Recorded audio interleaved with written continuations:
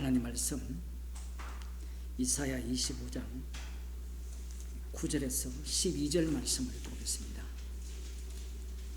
이사야 25장 9절에서 12절 말씀, 구약성경 993쪽입니다. 제가 읽어드리겠습니다. 그날에 말하기를 이는 우리의 하나님이시라. 우리가 그를 기다렸으니 그가 우리를 구원하시리로다. 이는 여호와시라. 우리가 그를 기다렸으니 우리는 그 구원을 기뻐하며 즐거워하리라 할 것이며, 여호와의 손이 이 산에 나타나시리니 모압이 그런 속의 초계의 밟힘같이 자기 처소에서 밟힐 것인지, 그가 헤엄치는 자의 헤엄치려고 손을 편같이 그 속에서 그 손을 펼 것이나, 여호와께서 그 교만과 그 손의 교활을 누르실 것이라. 너의 성벽의 높은 보장을 헐어 땅에 내리시되 진토에 미치게 하시리라. 아멘. 그날이라는 것은 여호와의 날입니다. 여호와께서 시온산과 예루살렘에서 왕이 되시는 날,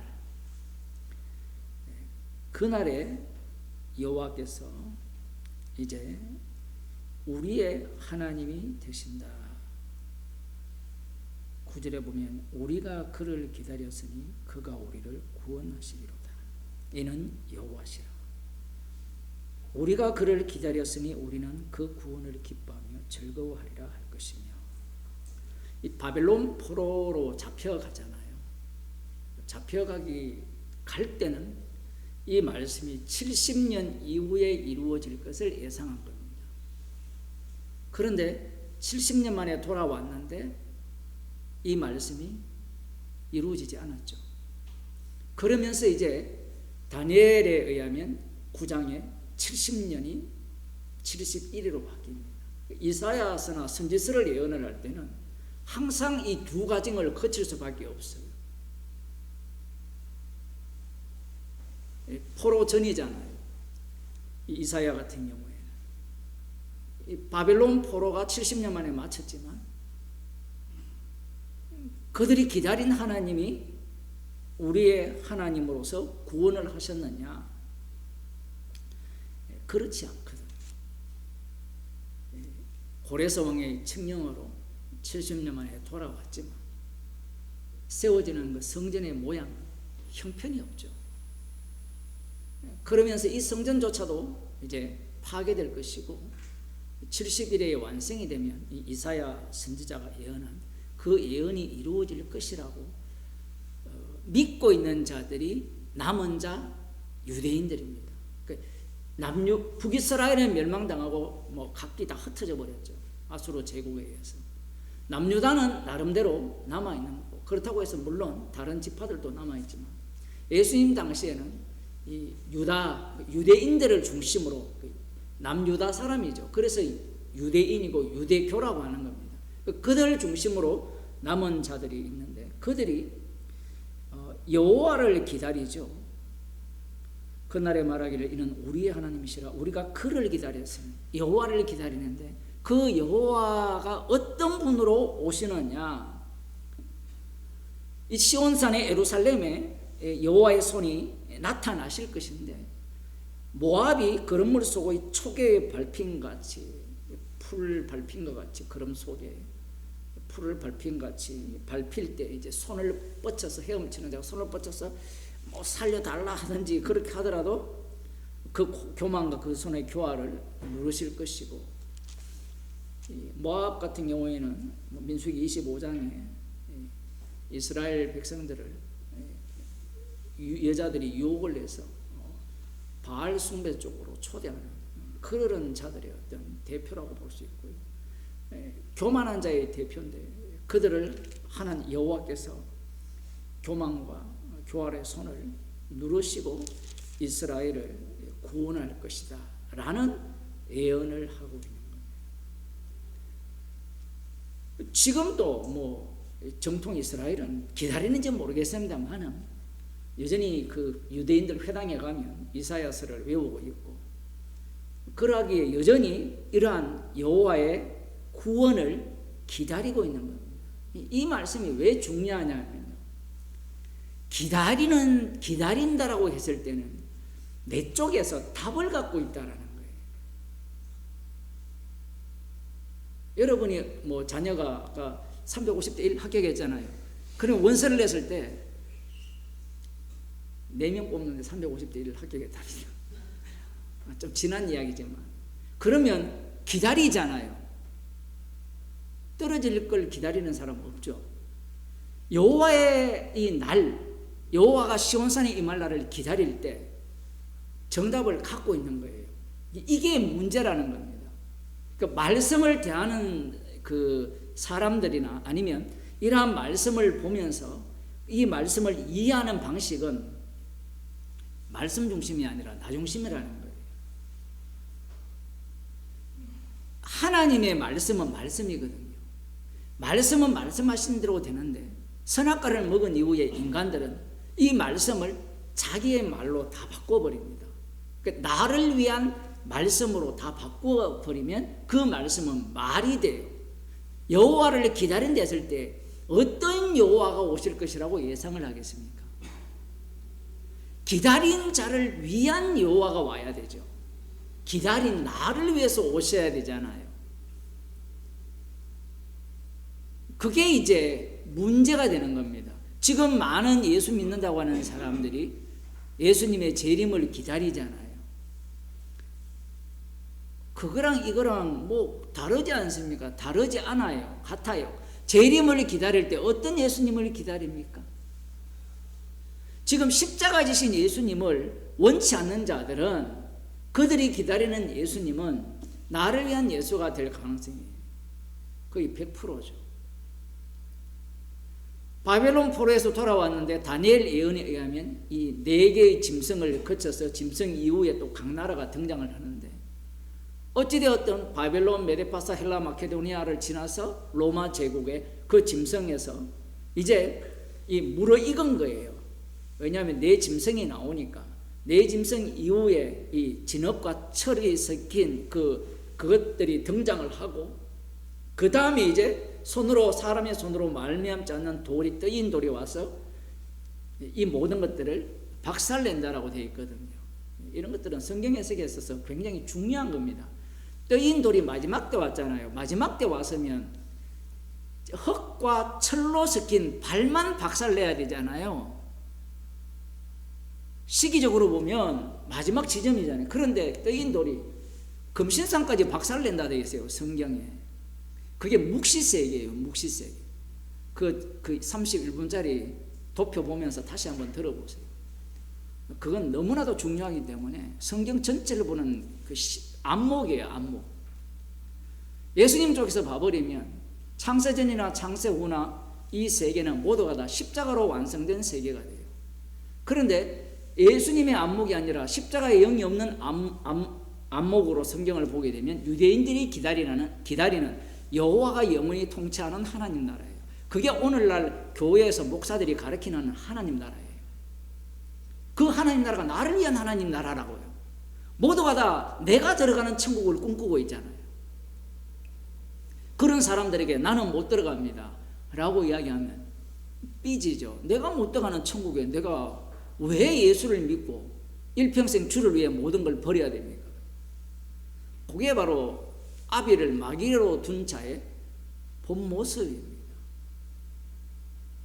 십자가의 영이 없기 때문에 내가 기다리는 천국을 소망하는 거예요. 그래서 예수 믿으세요. 예수 믿으면 천국 갑니다라고 복음을 전하잖아요. 아까 안식교가 이렇게 열심히 학교를 만들어서 사람들한테 복음을 전할 때 저거들 복음이거든요. 기쁜 소식.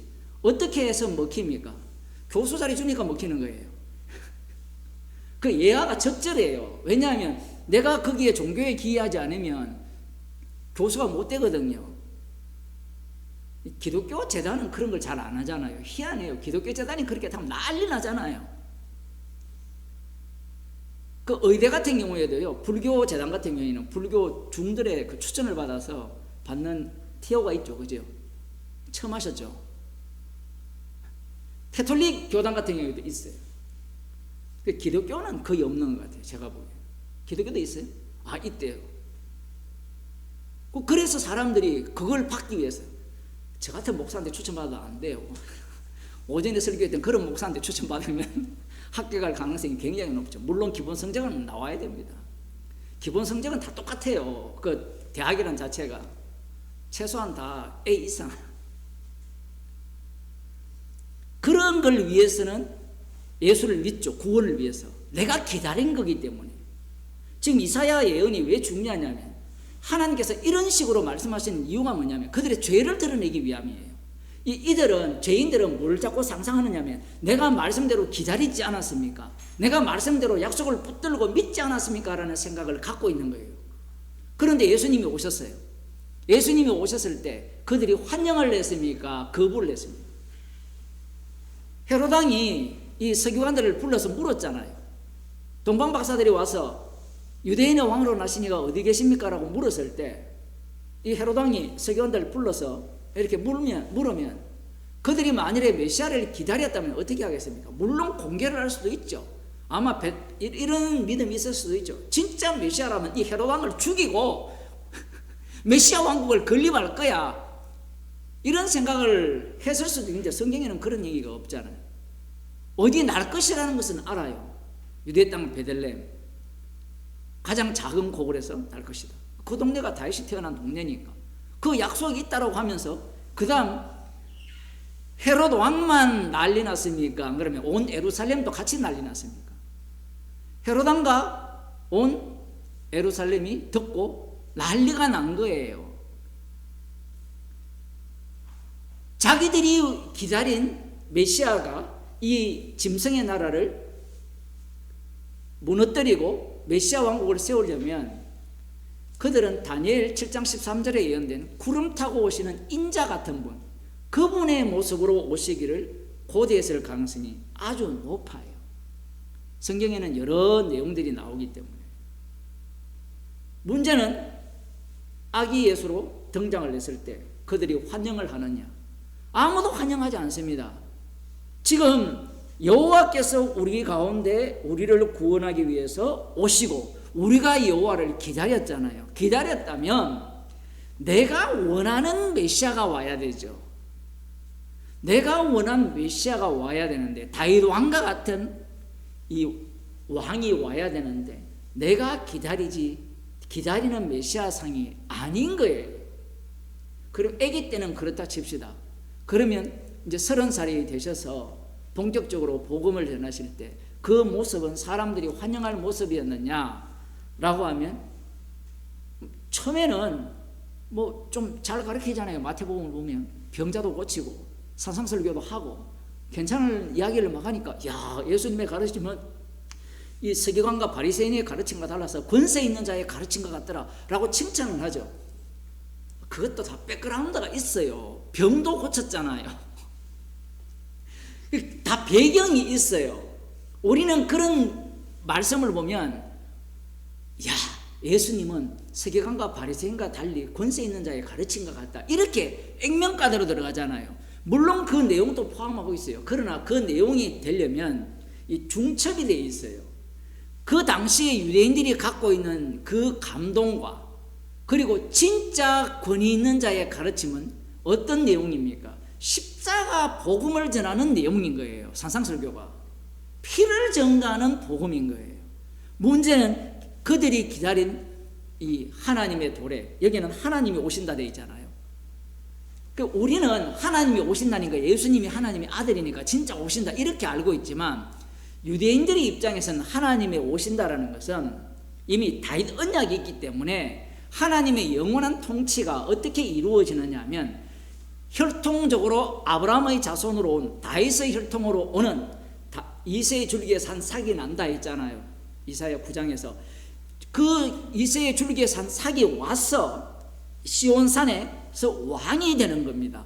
그 왕이 되어서 영원히 통치하는 나라를 하나님 나라 메시아 왕국 천국이라고 하는 거예요.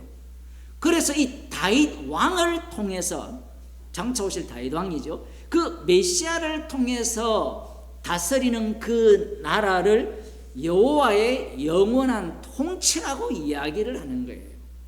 이런 거는 좀 알아두셔야 돼요. 그래야 사기꾼한테 안 속습니다. 우리가 기존 교회를 다닐 때 하나님 나라에 대한 이야기가 다 엉터리인 이유가 거기에 있어요. 오전에도 제가 설명을 했잖아요. 주님이 주의 우편의 자리에 앉아서 이 땅에서 주님이 강림하기 전까지 왕노릇하는 모습은 십자가예요. 십자가. 그런 식으로 하나님이 이 땅에 오실 거라고는 상상을 못하는 겁니다. 그러면 십자가 사건이 왜 일어납니까? 마태복음 23장을 한번 보겠습니다.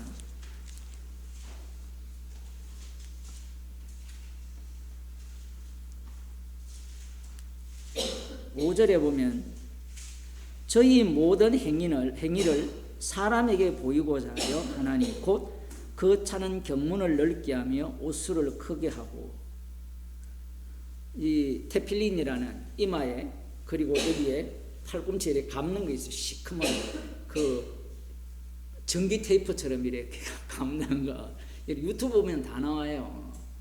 그러죠? 그리고 머리에 함이 있고 이마에 성경 구절을 써놓고, 그 다음 술, 이렇게 옷 도포 같은 게 있는데 이 끝부분에 술을 달아서 그 예수님께서 말씀하신 신명기도 나오고 민수기도 나오는데 이 눈으로 보는 그 음료, 간음을 하지 말라라는 의도로 하나님께서 그 율법을 주셨는데, 지금 경문을 차고 경문을 넓게 하고 경문을 이렇게 차는 경문을 넓게 하는 것이 문제입니까? 아닙니까?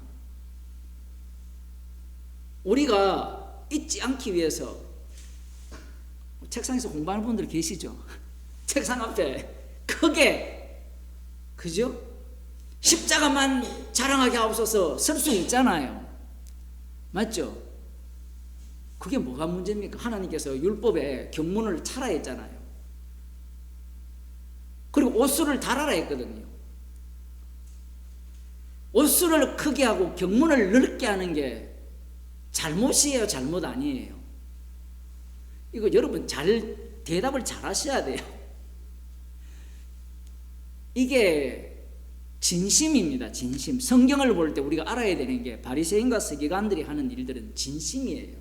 문제는 그 진심이 자기가 자기한테 속는다는 겁니다. 그 아비가 마귀잖아요. 자기가 하는 짓이 뭔지를 몰라요. 이들은 율법에 근거해서 차는 경문을 넓게 하고 옷을 크게 합니다. 얼마나 본이 되겠어요? 본을 보여야 되잖아요. 이게 왜 문제입니까?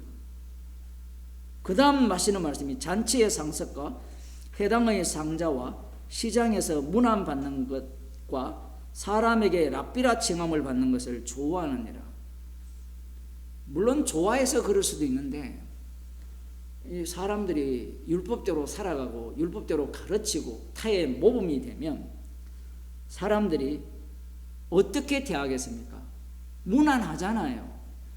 물론 요즘은 목사들을 보고도 뭐 우습게 여기는 사람들도 있겠지만, 과거에는 목사에 대해서 어쨌든 문안을 잘했어요. 인사도 잘하고. 옛날에는, 요즘은 뭐 목사나 뭐 개나 똑같으니까 뭐 그런 게 없지만, 이들이 보면 당연히 잔치에 상석으로 앉게 하죠. 그렇지 않겠습니까? 지금이야 제가 아까 말씀드렸지만 목사나 개나 똑같으니까 뭐 오든지 말든지 무시하잖아요. 이 당시에는 우리가 시절 조금만 돌아가더라도, 이 시절만 하더라도 어쨌든 존중을 했어요. 당연한 거예요. 당연한 것. 서기관과 바리새인들이 이 자리에 달라고 한 적이 없어요. 밑에 있는 그 사람들이, 밑에라고 표현해야 됩니까? 바리새인과 서기관들이 아닌 사람들이 알아서 존중을 했어요. 알아서. 이 세계는 유대교니까 이게 뭐가 나쁘냐라는 거예요. 그런데 예수님은 말씀대로 살아가려고 애쓰는 그 모습이, 사람들로부터 존중받는 그 모습이, 너희들이 문안받는 것을, 랍비라 칭함받는 것을 좋아하는 인간이라고 선언을 해버립니다. 그들은 랍비라 칭함받는 걸 좋아하는 사람들이 아니에요. 여러분 그걸 아셔야 돼요. 그러면 왜 이렇게 살았느냐? 오시는 여호와 하나님을 기다렸기 때문에 그래요. 그런데 그들 앞에 누가 오셨습니까? 정말 차는 경문을 넓게 하고 옷수를 크게 하여서 모든 사람들이 존중할 수 있는 메시아가 온다면 누구보다도 먼저 이들을 칭찬하고 하나님 나라로 데려갈 이 사람들 앞에 예수님이 등장을 했을 때 이들이 예수님을 환영했느냐라는 거예요. 환영하지 않는 이유가 뭘까요? 우리는 하나님을 기다렸다 했잖아요. 기다리는 사람은 정답을 갖고 있습니다. 그 정답이 어떤 정답이냐?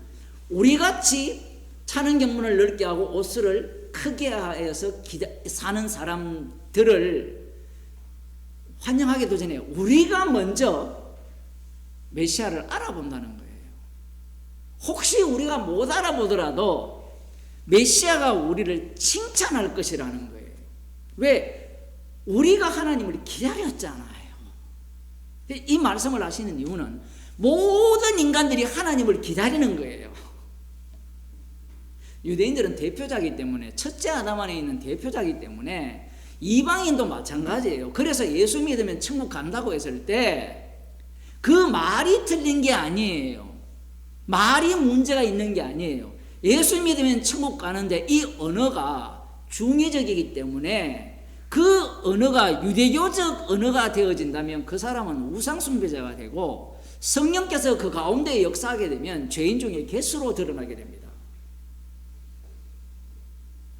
우리가 하나님을 기다렸고 우리가 시온산에 임할 그 하나님을 기다리면서 하나님의 구원을 기다렸기 때문에 이 구원은 우리들이 기다린 구원에 합당해야 되겠죠. 그게 지금 회개하라 천국이 가까워왔다 했을 때 유대인들이 기다린 천국이었고 세례 요한이 기다린 천국이었던 겁니다. 그런데 예수님은 십자가에 못 박혀 죽으시는 모습으로 이 메시아됨을 증거하셨어요. 그러니 그들이 기다린 하나님은 진짜 하나님일까요? 아닐까요? 아닌 거예요. 그래서 과감히 제거한 겁니다. 아니 목사님 그러면 그럴 것 같으면 이런 이사야 예언을 왜 해줍니까? 성경은요 우리를 구원하기 위해서 주신 말씀이 아니에요. 십자가에 못 박힌 예수님의 주되심을 드러내기 위한 말씀이에요. 그러면 이스라엘을 왜 뽑아서 그들을 멸망시키고 선지자를 통해서 이런 약속을 줍니까? 라고 하면 죄가 더한 곳에 은혜가 넘치기 때문에 그래요. 정말 여기에서 아멘이 나와야 돼요. 죄가 더한 곳에 은혜가 넘치기 때문에 그렇습니다. 많은 사람들이 이 기독교가 우리 한국에 처음 들어올 때나 아니면 중국이나 이런 쪽으로 갈 때 이 청교도들이 많이 왔잖아요. 선교사들이. 예를 들면 미국에서 온 사람들은. 그 사람들은 다 잘 먹고 잘 살았어요. 대체로. 잘 먹고 잘 살아서 그들은 어디에 꽂혀 있느냐면 자기의 구원의 확신을 자기의 행위로 보여주고자 애쓴 사람이 청교도예요. 그들이 와서 뽐내잖아요. 제가 한 20몇 년 전에 중국 갔을 때 미국의 재미 교포들이 와가지고 돈을 완전히 뿌렸거든요. 그걸 흉내를 누가 내는가 하면 한국교회 선교사들이. 왜 선교사로 갔느냐? 갈 데 없어서. 저도 갈 데 없어서 갔거든요. 원서를 내니까 오라 해서 갔는데. 그러면 가서 그들이 뭘로 전도했느냐면 여러분들도 예수 잘 믿으면 한국처럼 잘 산다니까. 재미교포들은 여러분들이 예수 잘 믿으면 미국처럼 잘 산다. 그렇게 해서 돈을 뿌리면서 한 거예요. 그래서 예수님을 믿었고 그 돈을 갖고 예배당을 지었고 그 돈 때문에 서로 치고받고 교회가 완전히 교회도 아니지만 저들끼리 재산 분쟁이 일어나서 박살 나고 그러면서 또 선교사 팔아먹고 선교사 팔아먹어야 선교사들이 투자해낸 재산을 빼먹잖아요. 그거 갖고 얼마 전에 어떤 캄보디아인가? 그죠? 거기 선교사가 사기친 거 뉴스에 나왔잖아요. 그것이 알고 싶단가. 기다리는 거예요. 기다린 하나님, 기다린 구원. 그래서 한국교회에 와서 예수 믿으면 잘 산다니까. 기도가 어떤 기도가 됩니까? 다 기복이죠. 뭐, 삼신 할머니한테 하는 기도를 예수님께 하고, 산신령께 하는 기도를 예수님 이름으로 하고, 절간에 가서 한 기도를 또 예수님 이름으로 하고, 기다린 하나님인 거예요. 그런데 예수님이 막상 오셔서 진심을 다해 기다린 그들을 향해서 너희 아비는 마귀라고 하는 겁니다. 지금 우리가 마태복음 23장에서 우리는 누구 편에, 예수님 편에 있기 때문에 예수님 말씀에 대해서 동의를 할 수 있지만, 여러분들이 이 자리에 있으면요 동의 못해요. 우리 자신이, 자, 오늘부터 한번 작심해 봅시다. 소득의 11조만 하지 말고 한 10의 5조도 하시고, 주일날 절대로 빠지지 마시고 30분 전에 예배당에 오시고, 그리고 와서 잡담하지 마시고 기도를 하세요. 기도를 하시고, 말씀을 들을 때 집중해서 말씀에 들으시고, 수요예배도 빠지지 마시고, 그 다음 또 뭐 있어요? 제가 월요일, 화요일, 금요일 하니까 그것도 15분 전에 들어와서 기도하시고 한번 해보세요. 저절로 어떻게 되느냐 하면요, 옆에 사람들이 야 훌륭합니다. 아버지 보니까 내가 진짜 예수 믿는 것 같아. 부터 시작해서 사람들이 존중을 해요. 근데 그렇게 사는데, 그것도 복음 아닌 복음이 아니라 제대로 된 복음을 듣고 있잖아요. 너희 아비는 마귀다라고 한번 해보세요. 그렇게 사는 사람에게.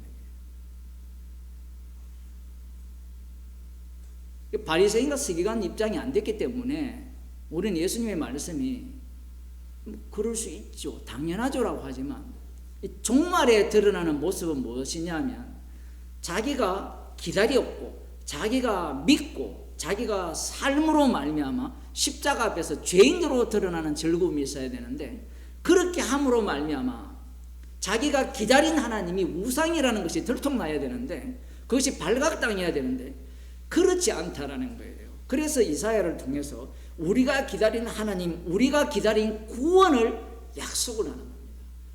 놀랍게도 그 하나님을 기다린 자들이, 그 구원을 기다린 자들이 죽여버려요. 더 놀라운 것은 그들에 의해서 죽임당한 분에 의해서 구원이 이루어진다라는 거예요. 그게 바로 사도 바울입니다. 그러니 십자가 외에는 잘할 것이 없는 거예요. 기도하겠습니다. 하나님 아버지, 약속을 믿고 말씀대로 구원을 기다리고 하나님이 오심을 소망한 그들이 하나님을 십자가에 못 박아 죽였습니다. 구원이 없는 상태에서, 심판만이 남은 상태에서 죽임당한 예수님께서 주님의 피로 자기 백성을 만드셨어. 주님의 백성으로 삼으셔서 십자가의 증인으로 삼아주심을 감사하는 주의 백성이 되게 하옵소서. 예수님의 이름으로 기도드리옵나이다. 아멘.